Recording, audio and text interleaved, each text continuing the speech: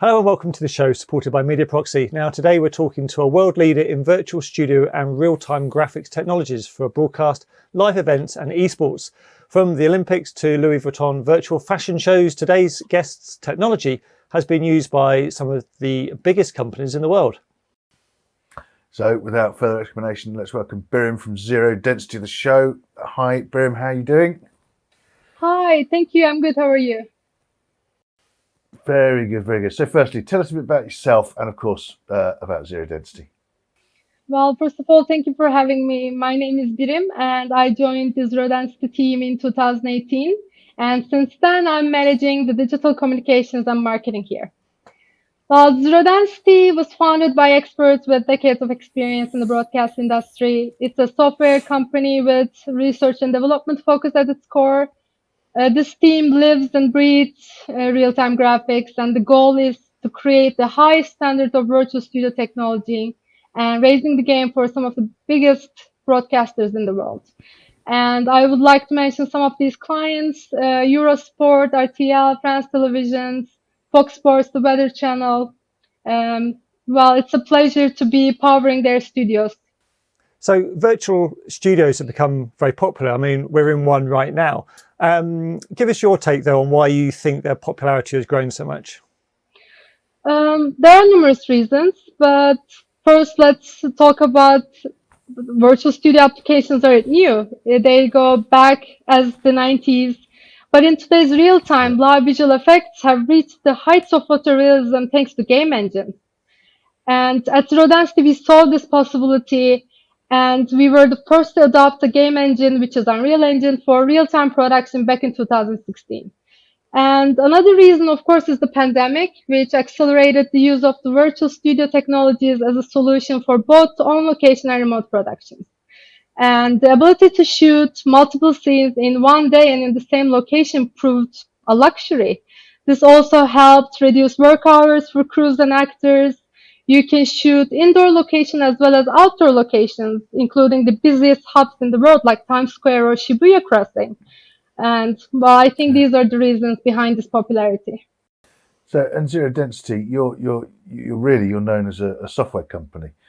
Why did you decide to develop the hardware products that you've got now? Reality Engine, Ampere, Traxxas, etc. Well, Zero Density is a software company through and through, and we research and develop as a hardcore activity in the HQ.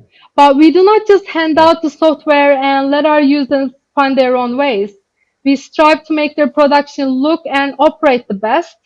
So we dive into all of the aspects of the production, such as the lighting, the green screen paint, the workstation they use, the tracking technology. And what we used to do before Reality Engine Ampere was to provide a detailed certified hardware configuration guide to the software customers. And we created this carefully, from the best cooling fan to the most effective operating system for the graphics. And the list had it all.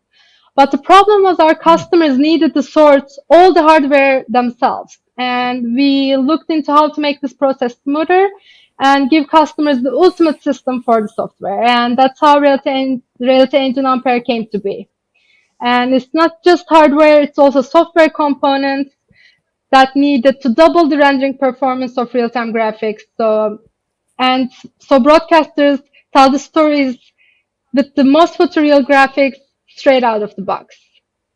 And of course, Traxxas Talent Test followed Reality Engine Ampere. It's a tracking technology, AI-powered and markerless.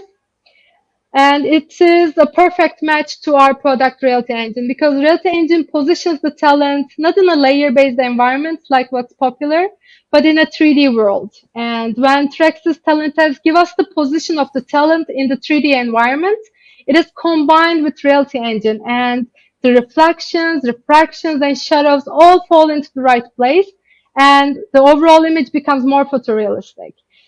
And we aim to enhance the overall quality and performance of the productions we power, not just give the software. So both Ampere and Traxxas Talent Test developed to support this notion. So you mentioned before the popularity of virtual studios, and you mentioned the pandemic. Do you think going forwards, now that hopefully we're starting to see an end to the pandemic, do you think the popularity of virtual studios will continue? Or do you think people might go back to the old way of doing things? Well, the pandemic definitely helped the technology here, the spread of the adoption.